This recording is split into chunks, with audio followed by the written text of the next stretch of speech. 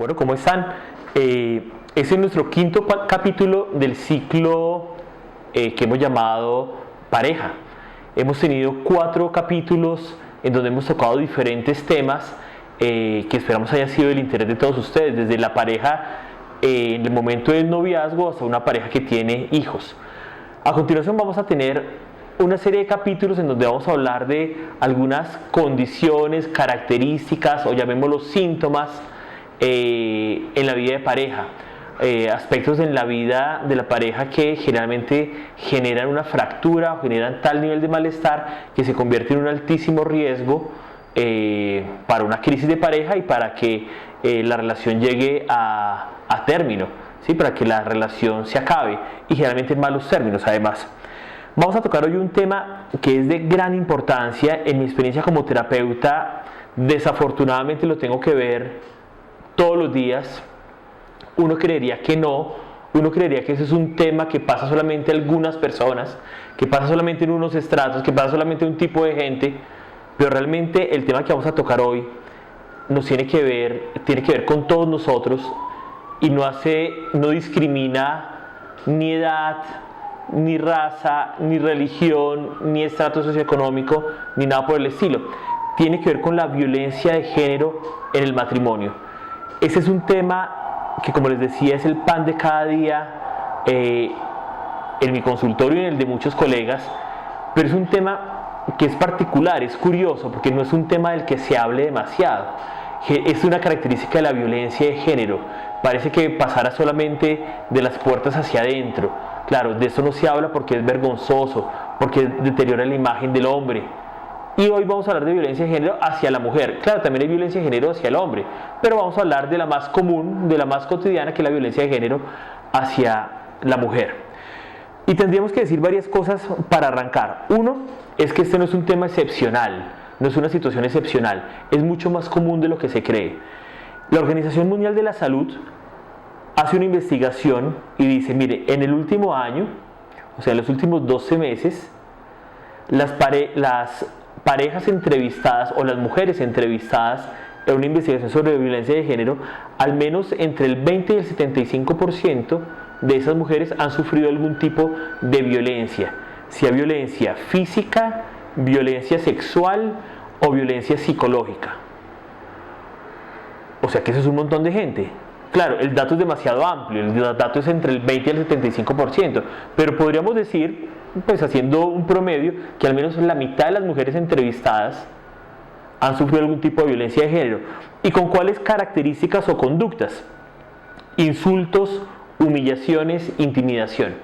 Son tal vez las más prevalentes entre las violencias o conductas violentas del hombre hacia la mujer en el matrimonio. Pero también tendríamos que decir que esto tiene, en términos generales, 2 grandes causas. Una, sin lugar a dudas, es la cultura patriarcal, la cultura machista. Esa es parte del contexto de la violencia de género, en donde el hombre, a través de los siglos, el hombre masculino, no genérico, el hombre, de alguna forma se le ha atribuido un rol de poder frente a la mujer, y en ese rol de poder que ha asumido y se ha creído, que nos hemos creído, casi que eso justifica y legitima cualquier tipo de violencia, casi que estuviéramos autorizados. Y fíjense que esa es una expresión que uno diría, no, pero eso es de hace décadas. No, hoy en día, tanto hombres jóvenes como maduros, seguimos inmersos en una cultura patriarcal. Claro, afortunadamente cada vez existe una mayor resistencia por parte de las mujeres. Existe toda una postura mucho más crítica y de emancipación por parte de la mujer. Eso es algo que es cierto, pero a pesar de eso, aún falta demasiado. Aún los índices de violencia, los feminicidios, la violencia en las áreas que les acabo de plantear, los datos siguen siendo alarmantes en la cotidianidad. Entonces, esta cultura patriarcal lleva de la mano algunas características del hombre, de este hombre machista, que seguramente todos los hombres aún tenemos algo de eso. Uno es el abuso verbal. El abuso verbal es lastimar con la palabra, humillar, degradar a la mujer con la palabra a través de chistes, comentarios, expresiones que denigran de la mujer, es una característica del machismo. Roles de género rígidos. Aún existen roles en donde hay cosas que solamente puede hacer el hombre y hay cosas destinadas para la mujer.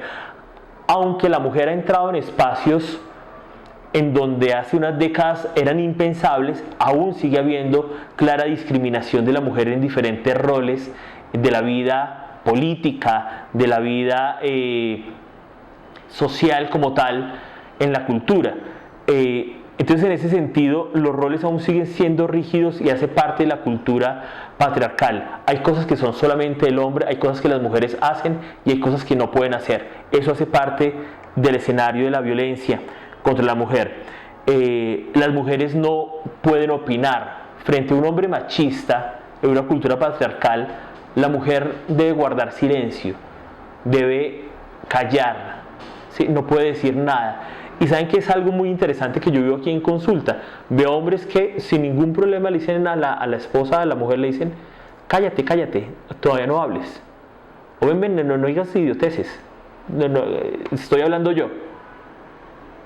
Aún existe la idea de que mi mujer hace y debe hacer lo que yo diga. Esa expresión, ¿saben que me llama mucho la atención en mi rol de terapeuta? Cuando yo escucho esa expresión en el hombre, yo digo, ya sé con qué tipo de hombre soy. Cuando dice, es que mi mujer, es que le voy a decir lo que yo espero de mi mujer. Cuando esa es una expresión en donde la mujer me pertenece, yo digo, ya sé cuál es el contexto de todas las circunstancias que aquí se están viviendo. Y eso lo legitima la cultura patriarcal. Y por otro lado, otra característica de esta cultura es el hombre se siente con autoridad en el control de decisiones que las mujeres deben tener. No hagas esto, vístete así, esa falda está muy corta, esa falda está muy larga. Muchas mujeres de todos los estratos, nivel educativo, me dicen: mi esposo me dice que no me ponga esa blusa porque se me ve la tirita del brasier, que me baje un poquito más la falda, que ese color no porque me veo muy seductora, que ese labial no porque soy muy llamativa. Entonces el hombre toma decisiones por la mujer. Entonces hay un contexto patriarcal que aún hoy, 2019, sigue siendo tremendamente fuerte. ¿Por qué hablo de esto? Porque ese es el contexto que tiene mucha fuerza y que tiene mucha incidencia en el tema de la violencia de género, el contexto patriarcal. Pero hay otra característica, les decía que eran dos. Una es el contexto patriarcal y el otro es una postura también de un tipo de mujer que lo permite. Es decir, el machismo, lo patriarcal, muchas veces es legitimado y reforzado por las mujeres. Porque para algún tipo de mujer o para algunas mujeres, la idea de hombre y la diferenciación de rol debe ser así. Entonces muchas mujeres no tienen inconveniente de decir: no, la niña está en la cocina, el hombre sale con el papá a hacer las vueltas de los bancos. No, la hija se queda lavando la loza, el hombre en cambio se va a hacer deporte. Eso hoy 2019 sigue siendo tremendamente vigente.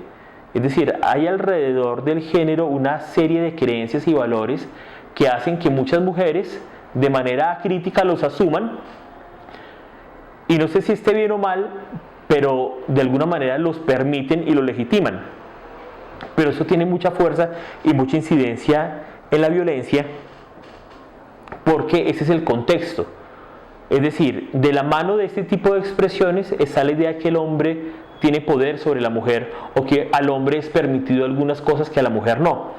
Entonces también en ese contexto en donde la mujer muchas veces de manera crítica permite y sostiene ese tipo de roles, justifica la violencia, y son mujeres que usan expresiones como: es que lo hice enojar, es que yo no debí haber hecho eso, es que él tiene la razón, y de alguna manera el justificar hace que minimicen las situaciones. Entonces el hombre llega, grita, tira a la puerta, la descalifica, y la mujer, un tipo de mujer dice: pobrecito, debe estar muy cansado, trabajó muy duro hoy, ¿sí? Entonces minimizan la situación, una situación que claramente fue violenta. Obviamente, de la mano de esa idea está también la idea de que la mujer cree que el hombre tiene derecho sobre ella. Sigue siendo eso vigente en muchas mujeres. Y lo que hace es pues minimizar obviamente la situación. Les decía entonces que esos son dos contextos. Uno es la cultura patriarcal, otro es la misma postura permisiva por parte de algunas mujeres que aún sostienen que el hombre debe tener un rol de poder y de control sobre la mujer. Pero hablamos de tres tipos de violencias: violencia física, sexual y psicológica. Voy a hablar brevemente de cada una y cuáles son características que desde la Organización Mundial de la Salud están claras, que son conductas objetivas que representan violencia. Miren, en la conducta de violencia física hay algunas características. Todo contacto físico agresivo es violento, como que una cachetada, una palmada de corrección, como decimos aquí en Manizales, zarandear a la mujer, moverla, cogerla de los hombros. Esos son actos violentos. ¿Por qué? Porque están pasando por encima de ella y no están colocando ningún límite. Casi que el hombre se permite cachetear, apretar, zarandear, jalar el pelo, porque cree que ese cuerpo me pertenece. Si ese cuerpo me pertenece, yo puedo hacer con ese cuerpo lo que me dé la gana. Eso, mujeres que escuchan y están observando este video, es violencia. No minimicen la situación. Es gravísimo. Es gravísimo. Obviamente, otras conductas como puños, patadas, son conductas de violencia física, claramente. Son agresiones. Amenazar con armas o ya agredir con armas, con una pistola, con un cuchillo, claramente eso es violencia. Pareciera, y seguramente de pronto para algunas mujeres dirán, pero bueno, eso es obvio. No, no crean que es obvio. No crean que es obvio. Muchas mujeres llegan acá diciendo, sí, él me cogió un poco fuerte, pero no fue muy violento. Lo que pasa es que estaba un poquito enojado. ¿Y cómo, qué tan fuerte te cogió? No, pues me dejó aquí el brazo morado. Yo le dije, eso es violencia. No, es que él estaba un poco tenso por el trabajo. ¿Por qué lo justifican? El primer error que tiene la mujer en la violencia de género es que justifica la agresión del hombre. No se puede justificar la más mínima agresión. La violencia sexual tiene algunas características muy puntuales. Cuando la mujer es obligada a tener relaciones sexuales por parte del hombre, cuando debe tener relaciones sexuales por temor a las consecuencias, el hombre la amenaza y le dice, si no se acuesta conmigo le voy a pegar a los niños, si no se acuesta conmigo no puede salir, si no se acuesta conmigo entonces va a haber algún tipo de consecuencia. Obviamente eso es violencia sexual. Otro tipo de violencia sexual es ser obligada a realizar un acto sexual que considere ella degradante o humillante. Todo lo que se salga de sus parámetros morales o de los parámetros que establecieron conjuntamente y que lesione su autoestima y que sea aberrante es violencia sexual. Entonces, en ese sentido, la mujer tiene derecho a decidir cuándo se acuesta con su esposo, cuándo quiere, cuándo no quiere, de qué manera. Y como tiene derecho, el otro no tiene por qué obligar de ninguna manera ni ejercer ningún tipo de presión, y menos de manera manipuladora. Que sean esposos no autoriza al hombre ni le da poder sobre el cuerpo de la mujer. Ni la mujer está obligada a acceder a él cuando él quiera. Eso no es ser una buena mujer, ¿sí? Eso no es ser una buena pareja, eso no es amar al hombre, no, eso es dejarse humillar. Y por otro lado está el maltrato psicológico, que para muchos autores es tal vez aún más grave, porque no queda la huella en la piel, pero queda la huella en el alma, ¿sí? Queda el recuerdo por años imborrable. El morado, sin minimizarlo, después de 8 días pasa, ¿sí? Y el dolor pasa después de un mes o después de varias semanas, pero el recuerdo de la humillación, la palabra, la expresión que dañó, ese dura toda la vida y es componente de un trauma psíquico. entonces es tremendamente grave.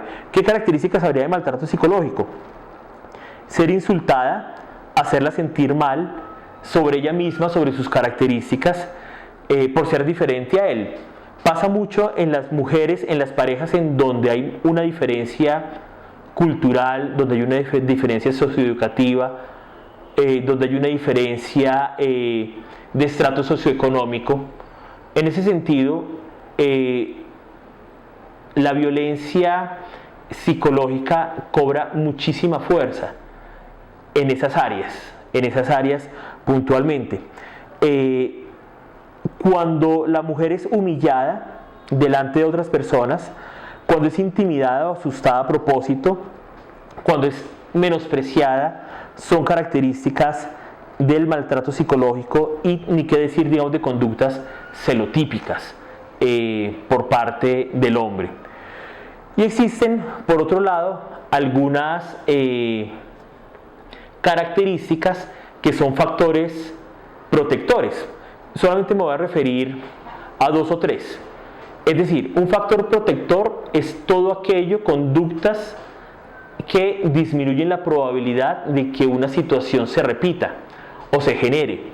Entonces, ¿qué conductas son factores protectores en relación a la violencia de género?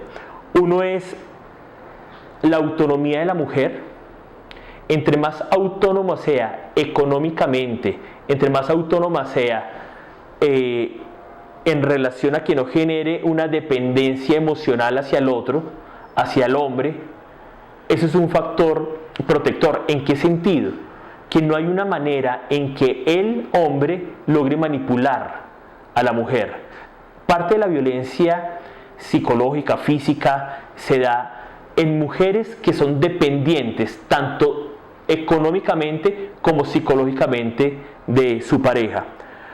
Otro factor protector, es decir, y eso a lo que invito es a que la mujer debe ganar autonomía, debe ganar cuanto antes autonomía, independencia, que la relación sea entre dos adultos, entre dos personas que se complementan. Y por otro lado, habrían otras 2 características. Una es, la mujer debe estar apoyada, sostenida en el mejor de los sentidos por una red de apoyo con quien pueda contar. Es decir, una mujer autónoma, una mujer que no se sienta sola, una mujer que no depende económicamente ni sentimentalmente de su esposo, es una mujer que tiene la capacidad de estar empoderada, de colocar límites y decirle, ¿sabes qué? Hasta aquí llego. Aunque te amo, puedo vivir sin ti, porque primero estoy yo, primero está mi dignidad, y lo que no voy a permitir jamás es que pases por encima mío. Estas son algunas ideas básicas generales que quería compartir con ustedes. Seguramente en un próximo video ampliaré algunas de esas ideas, profundizaré en otras tantas. Sé que ese es un tema interesante, sé que es un tema que les interesa, entonces por favor déjenme sus comentarios. Si alguna idea están de acuerdo, quieren que la profundice, por favor háganmelo saber, y sigan muy conectados a este canal de Ser Potencial. Suscríbanse, inviten a sus amigos a que se suscriban, y obviamente hagamos de esto algo que sea muy útil para la mayoría de personas. Bueno, un abrazo para todos y muchas gracias.